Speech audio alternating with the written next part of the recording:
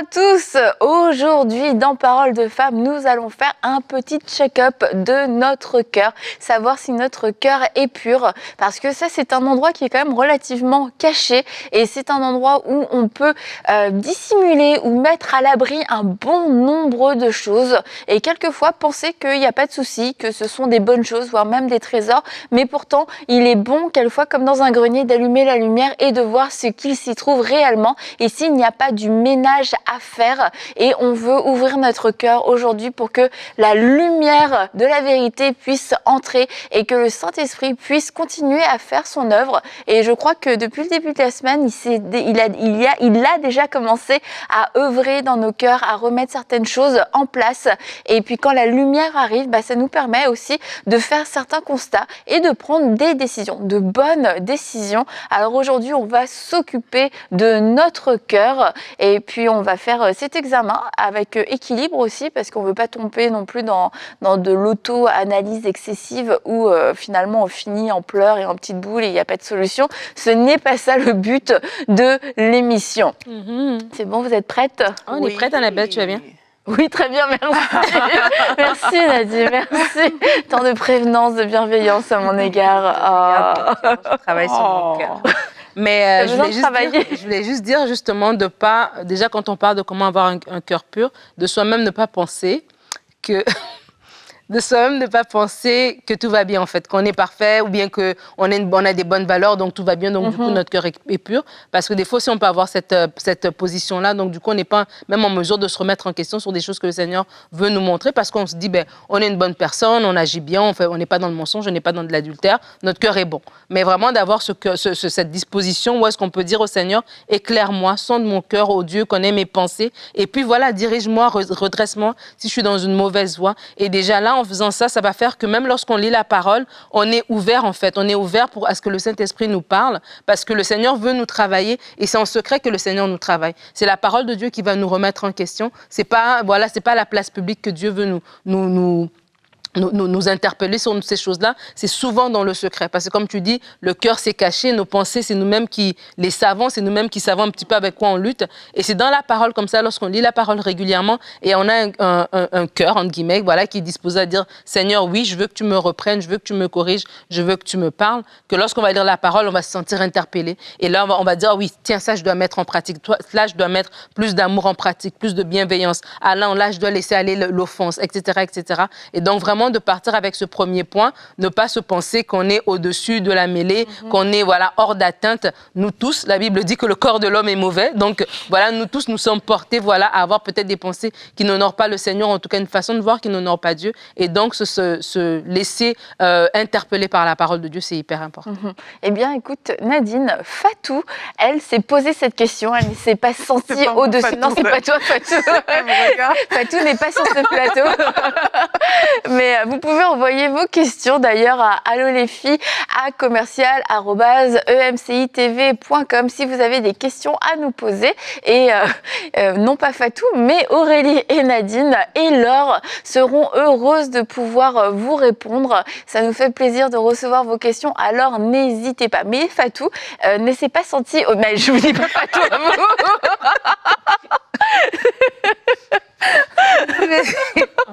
Elle s'est pas sentie au-dessus de ce genre de questionnement et c'est pour ça qu'elle pose la question aujourd'hui. Comment savoir si j'ai de mauvaises choses dans mon cœur? Oui, Fatou. Fatou du Burkina Faso qui nous a posé la question. Mais c'est une très belle question qui met de la joie sur ce plateau, Fatou, comme vous pouvez le voir. Et je vais y répondre en quelques points.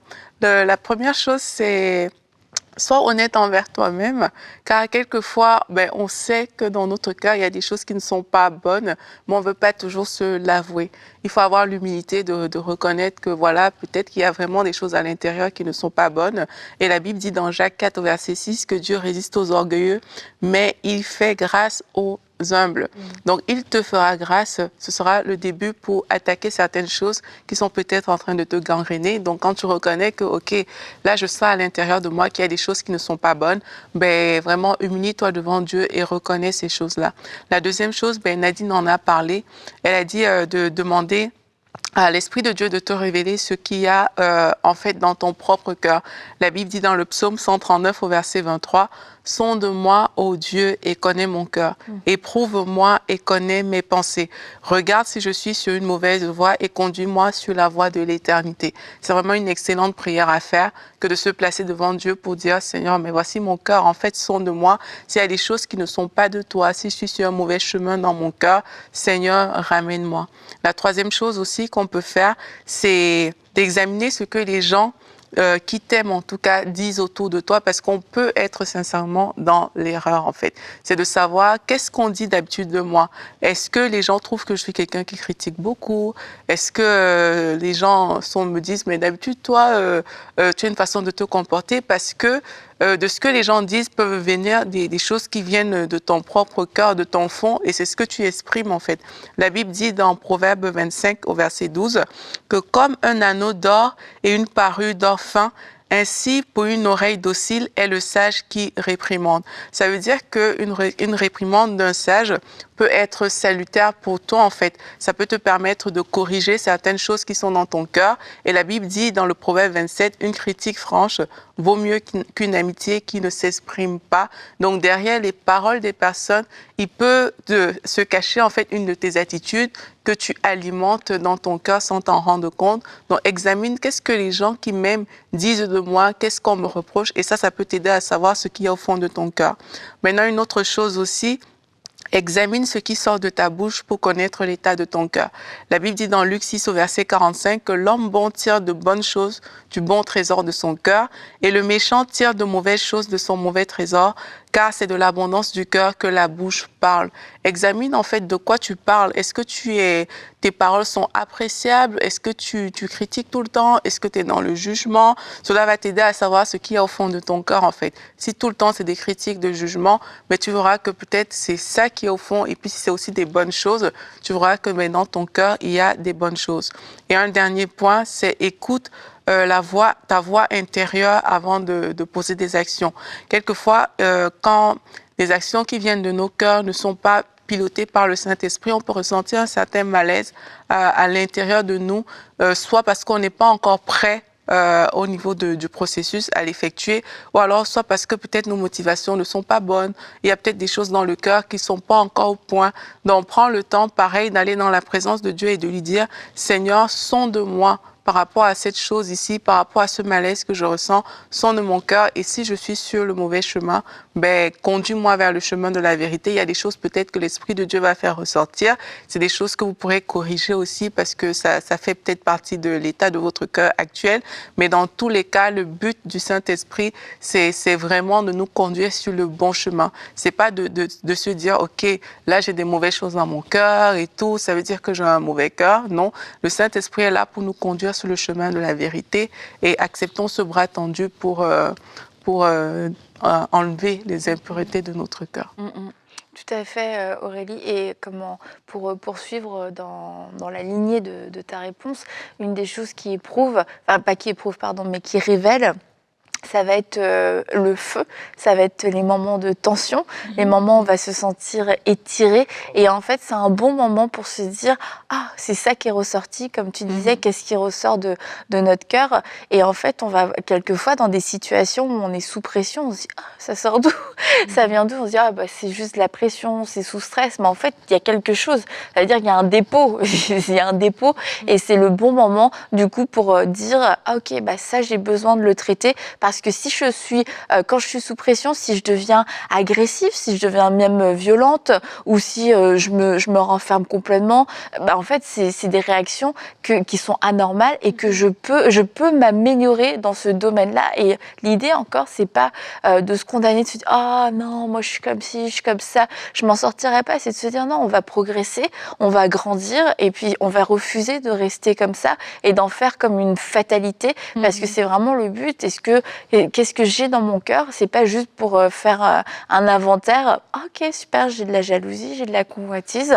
Bon, bah super, au moins ça va, ça se gère, tu vois, ça détruit pas trop une vie. Non, c'est de se dire, bah, j'ai besoin de purifier ces choses-là et de me laisser émonder et que ce soit des choses qui sortent totalement de ma vie. Et du coup, bah, faut pas fuir ces temps où on peut se retrouver un petit peu dans le feu, parce que c'est vraiment là que ça va ressortir, et même les choses qu'on a essayé d'enfouir, qu'on maîtrise, qu'on contrôle. Mais là, il y a des situations... Jésus va dire, heureux ceux qui ont le cœur pur, car ils verront Dieu. Et je crois que des fois aussi, on accepte, comme tu dis, on gère certaines choses parce qu'on se dit, bon voilà, c'est un petit truc comme ça, c'est de la jalousie, comme tu dis, c'est etc. Mais si on a un cœur pur, c'est qu'on va avoir Dieu, oui, par rapport à l'éternité, mais dans notre vie quotidienne aussi. On va vivre vraiment dans une meilleure communion avec le Seigneur, parce qu'on va pouvoir marcher avec lui de façon plus intime, vraiment. Et quand on valorise ça, à ce moment-là, on va vraiment prendre le temps de se positionner et de refuser ces pensées ou ces sentiments qu'on a tolérés auparavant. Dans Proverbes, la Bible va dire qu'il y a 7 choses que l'Éternel est, et ça va écrire c'est quoi les choses que Dieu n'aime pas, les yeux hautains, etc.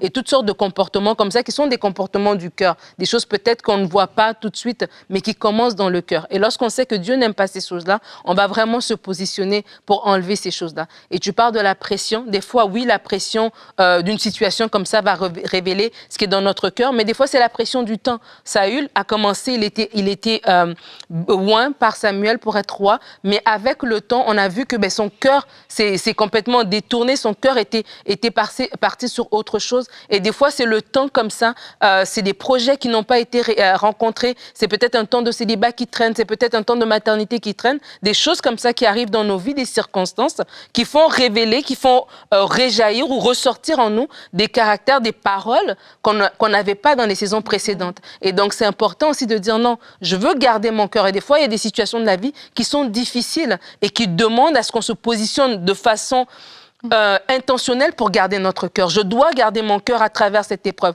Je dois garder mon cœur à travers cette situation. Seigneur, tu me dis que si je garde mon cœur de l'amertume, si je garde mon cœur de la rancune, si je garde mon cœur des offenses, il y a un potentiel de rencontre avec toi. Et je ne veux pas manquer cette rencontre parce que j'ai laissé mon cœur être pollué par X et par Y. Donc, c'est vraiment important de vous positionner, comme Annabelle l'a dit au début de l'émission. L'idée n'est pas de faire une introspection en n'en plus finir, mais peut-être que vous passez par un temps où est-ce que vous avez du mal à garder votre cœur parce que l'épreuve va dire depuis trop longtemps ou parce que la pression, elle est juste trop forte.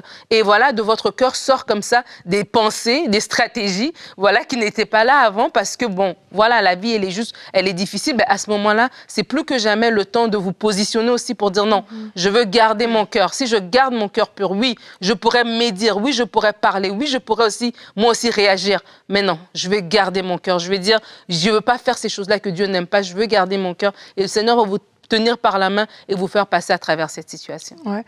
Et une des façons de garder son cœur, c'est d'affronter la réalité en face. Et beaucoup de gens n'aiment pas ça, mais sonder le cœur, c'est ça aussi. C'est de voir que, ok, je ressens que dans mon cœur, il y a quelque chose. Même si on n'arrive pas toujours à mettre les mots dessus, parfois ce ne sera pas évident, mais je ressens que dans mon cœur, il y a quelque chose. Amenez ça devant le Seigneur. Mais vraiment, ça marche, j'ai envie de le dire aux gens, ça fonctionne. C'est un exercice que ça m'arrive de le faire. Je ne le fais pas systématiquement tout le temps, mais ça m'arrive de le faire. C'est pour ça que je dis que ça marche. C'est que parfois, il y a des choses qui peuvent te déranger dans ton cœur. Toi-même, tu ne sais même pas forcément ce que c'est, mais quand tu amènes ton cœur devant Dieu, et que tu présentes ton cœur à Dieu, tu vas voir qu'il y a peut-être des choses pour lesquelles le Seigneur va t'amener vers la repentance. Il y a peut-être même des personnes pour lesquelles Dieu va te faire prier. Il y a différentes choses qui vont se passer, mais au sortir de là, ton cœur sera léger, ton cœur sera en paix et ta conscience aussi sera libérée. Parce que quelquefois, le cœur fonctionne avec la conscience. Tu vois qu'il y a des choses que dans ta conscience, tu n'es pas à l'aise en fait avec certaines choses, avec certaines situations, mais examine ton cœur, examine ce qu'il y a à l'intérieur et va devant Dieu avec ça et mets le doigt dessus. Parfois, c'est des choses bêtes qu'on laisse passer comme ça, mais réalise que, supposons que Nadine, tu m'as peut-être fait une offense. Ok, je laisse passer parce que c'est naturel de laisser passer une offense. Ok, tu en fais une autre et tout parce que on n'a pas traité les premières offenses. Ça vient emmagasiner des choses dans le cœur, mais si tu n'amènes pas ça devant Dieu, comme on a partagé même en début de cette semaine, tu n'amènes pas ces choses devant Dieu, ne sois pas surpris qu'un jour, ça explose parce que tu n'as pas pris le temps de régler ces choses-là. Donc, mettons le doigt sur certaines choses dans nos cœurs, n'ayons pas peur d'aller devant Dieu avec des situations, avec des personnes qui vous énervent, avec des personnes que vous ne supportez plus, je ne sais pas, des situations. Allez avec ça devant Dieu, soyez transparents et comme on a dit là tantôt, c'est que Dieu, il fait grâce aux humbles, aux personnes qui reconnaissent que sans lui, elles sont perdues et qui ont cette humilité d'exposer leur corps pour que lui puisse agir. Et c'est de le dire à Dieu, étonnamment, on se dit « Ah, Dieu m'aime, etc. » Mais en fait, c'est déjà un premier grand pas d'humilité.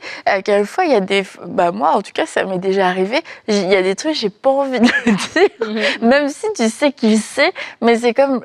Moi, je le sais pas vraiment au final, tu vois. C'est comme moi, mais bon, j'ai des excuses, j'ai un contexte. Et le fait de le dire à Dieu, déjà rien qu'à partir du moment où tu l'as dit, tu te rends compte que c'était charnel, que si tu le gardais pour toi, c'est parce que bon, t'avais quand même un intérêt et la manière dont Dieu va répondre aussi, comment Dieu va nous montrer qu'on a quelque chose dans notre cœur, ce soit à travers quelqu'un d'autre, que ce soit à travers un passage, tu lis la parole et là tu dis ah ouais, est-ce qu'il est en train, est-ce que c'est pour moi? T'entends dans ces cas-là. T'entends une émission, tu suis une émission et là tu te dis ok, en fait c'est vraiment ma situation et ça je pense que c'est la première chose, comme Aurélie a dit, aller devant Dieu, même avec votre version des faits, parce qu'à la fois on a l'impression que la manière dont on doit aller devant Dieu, c'est comme si on sait qu'on a un problème puis on a la solution, etc. Si ça fonctionnait comme ça, on n'aurait même pas besoin, mais en fait c'est parce que on va devant Dieu et puis on y va avec notre version, il n'y a pas de souci. Comme Aurélie a dit, il y a des gens qui m'énervent. Franchement, Seigneur, il me tape sur le système. Règle cette situation, on va leur parler. Et c'est là que Dieu te dit, ma petite, tu vas t'asseoir, tu vas te calmer. Et là, tu te dis, ah ouais, ok, j'avais pas vu les choses comme ça. Donc, c'est plutôt que d'essayer de régler les problèmes, quelquefois, pour amener déjà un beau dossier bien propre à Dieu, allons avec notre agitation et tout ce qu'il peut y avoir dans notre âme, parce que quelquefois on passe tellement de temps nous à vouloir régler tout ça pour genre que Dieu soit fier de nous en fait. Ah c'est bien, tu t'en es occupé, mais si on prend le problème du mauvais sens, que c'est l'autre qui a un problème dans son cœur, en fait on va jamais rien régler. Et c'est ça, osons aller devant Dieu tel que nous sommes et c'est là qu'on sera transformé. Le psalmiste va dire Dieu crée en moi un cœur pur, renouvelle en moi un esprit bien disposé. Et je crois que c'est une prière aussi qu'on peut faire pour que Dieu, nous donne ce cœur-là. Et moi, j'ai une pensée pour les personnes peut-être qui passent par des situations où est-ce qu'elles sont peut-être accusées, où est-ce qu'elles sont peut-être, vilipendées, où est-ce qu'elles sont peut-être même rejetées par d'autres personnes dans le groupe, de vraiment faire cette prière-là. Et moi, je me rappelle une saison de ma vie où ce verset où Jésus dit de prier pour ceux qui vous maudissent, pour ceux qui vous maltraitent, et t'as pas envie, là. Tu vois, tu as envie, comme tu dis, que non, Seigneur, règle les comptes, fais-moi justice, etc. Mais crée en moi un cœur pur, c'est ça, un cœur pur, c'est un cœur qui veut faire la volonté de Dieu. C'est un cœur qui veut honorer la parole de Dieu, qui ne veut pas juste prendre les versets qui m'arrangent et laisser les autres. C'est Jésus qui l'a dit, je ne pourrais même pas dire, mais c'est Paul, peut-être c'est Pierre. C'était dans un contexte, de l'église primitive. Non, c'est Jésus qui l'a dit, tu vois. Ah ouais, t'as bien travaillé non, mais l'argumentation. Des fois, tu discutes, tu vois. Des fois, tu discutes avec le Seigneur et il dit non.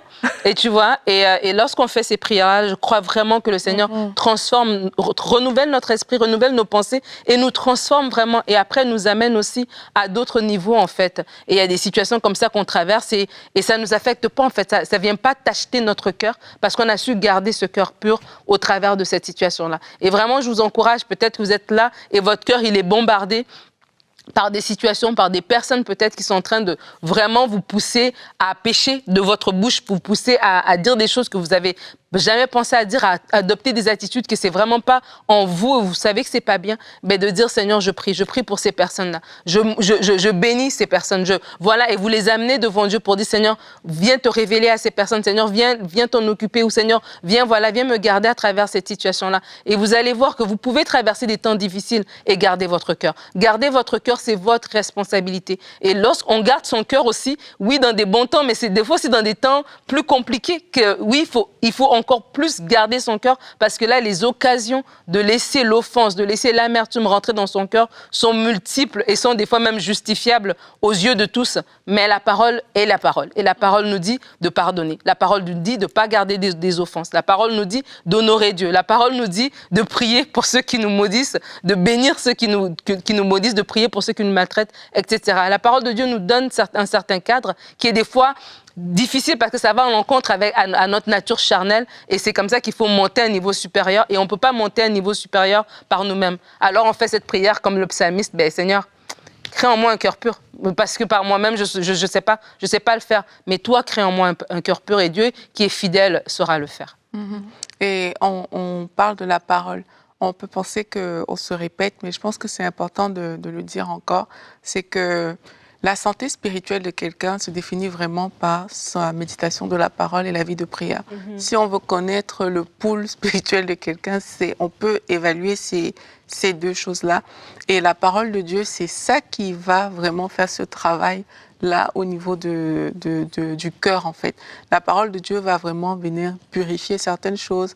Elle va venir enlever, elle sera ce miroir, comme la Bible dit, qui va te présenter l'état de ton cœur. Tu vas lire la parole, tu vas te regarder, puis tu vas voir que, ok, ça a l'air d'être différent, ce qui est écrit et ce que je vis. Et là, tu pourras aller dans la présence de Dieu avec ces choses-là.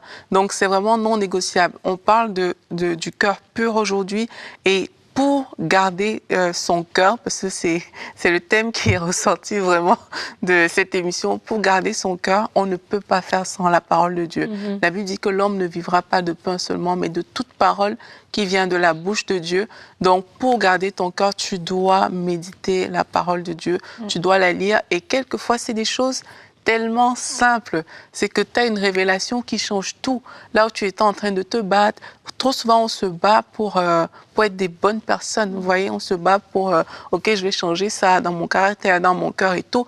Pourtant, un contact permanent avec la parole de Dieu, seul a le potentiel de changer toutes ces choses en fait. Là où toi tu vas souffrir, tu vas commencer à te mettre des règles, je ne vais plus faire ci, je ne vais plus faire ça, ok, quand la personne va parler, je vais faire ci, ça, ça ne fonctionnera pas. Après 2 semaines, tu vas te fatiguer, alors que la parole de Dieu va faire un travail de transformation à l'intérieur de toi. Donc garder son cœur, c'est ça.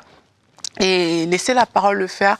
Et aussi, une autre chose, c'est que si vous savez que dans votre cœur actuellement, alors qu'on est en train de parler, il y a des personnes que vous avez retenues. Vous sentez qu'il y a beaucoup de dépôts négatifs, on va dire ça comme ça, dans votre cœur. Mais comme on l'a dit tout au long de cette émission, mais c'est le temps de le faire. J'aimerais qu'on prie quelques minutes ensemble, vraiment pouvoir déposer ces choses auprès de Dieu et laisser aller en fait. Laisser aller. Si vous sentez pareil, qu'il y a des personnes que vous devez relâcher, le pardon, vous devez pardonner à certaines personnes et laisser même ces choses qu'on vous a fait juste derrière vous, mais c'est le temps d'enlever ces choses de votre cœur. Seigneur Jésus, je te dis merci pour mes sœurs, pour mes frères qui sont là et qui écoutent cette émission aujourd'hui. Seigneur, tu es celui qui sonde les cœurs. Alors aujourd'hui, Seigneur, viens sonder, viens mettre le doigt sur ces choses qui sont dans nos cœurs, qui nous retiennent encore captifs, ces choses qui sont dans nos cœurs, qui nous pourrissent même parfois la vie. Et Père éternel, alors que tu mets le doigt sur ces choses, nous acceptons, Seigneur, de les déposer à tes pieds. Nous acceptons de déposer ces choses à tes pieds. Là où ma sœur est là, Seigneur, et qu'elle dépose ces situations à tes pieds, Seigneur, je prie afin que maintenant ta paix qui surpasse toute intelligence vienne remplir son cœur, que ta paix vienne garder ses pensées en toi, Seigneur. Et là où l'ennemi utilisait des personnes pour nuire à ses vies, au nom puissant de Jésus, nous brisons ces liens qui ont été retenus dans le cœur à cause des offenses, à cause des mauvais dépôts, Seigneur. Nous venons briser cette porte d'entrée par laquelle l'ennemi cherchait à s'infiltrer dans la vie de ces personnes. Au nom puissant de Jésus-Christ, nous bénissons vos vies au nom de Jésus. Alléluia. Amen. Amen. Et pour terminer, j'avais une pensée pour les semeurs, pour vous qui avez déjà semé. Je vous encourage à garder votre cœur de toute forme d'accusation, de toute forme de mensonge. Si le diable vient vous déranger en vous disant « tu vois, tu n'aurais pas dû le faire, regarde, maintenant tu n'as plus cette somme-là, tu as dépensé, tu as donné 1 000 €, mais regarde tout ce que tu aurais pu faire, tu t'es mis dans les problèmes », accrochez-vous à la parole que vous avez reçue, cette parole sur laquelle vous avez semé, cette conviction que vous avez eue du Saint-Esprit. Et rappelez-vous que Dieu est bon, Dieu est fidèle, Dieu est celui qui honore la foi et que cette semence sera accompagnée d'une récolte. Ce n'est pas un mensonge, c'est une réalité spirituelle. Et vraiment, je vous encourage, gardez votre cœur de toutes ces accusations qui veulent vous faire pas retirer votre semence, mais en tout cas enlever cette foi que vous aviez dans cette semence. Non, cette semence, vous l'avez donnée d'un bon cœur, sans contrainte ni tristesse. Vous l'avez donné pour honorer Dieu avec un cœur pur. Vous ne l'avez pas donné parce que vous aviez des mauvais motifs. Vous l'avez donné d'un cœur pur. Alors faites confiance à Dieu. Il est celui qui honorera votre foi. Il sera encore fidèle pour vous cette fois-ci. Alors on va se dire à demain. On va terminer cette semaine ensemble. Alors à demain dans Parole de Femme.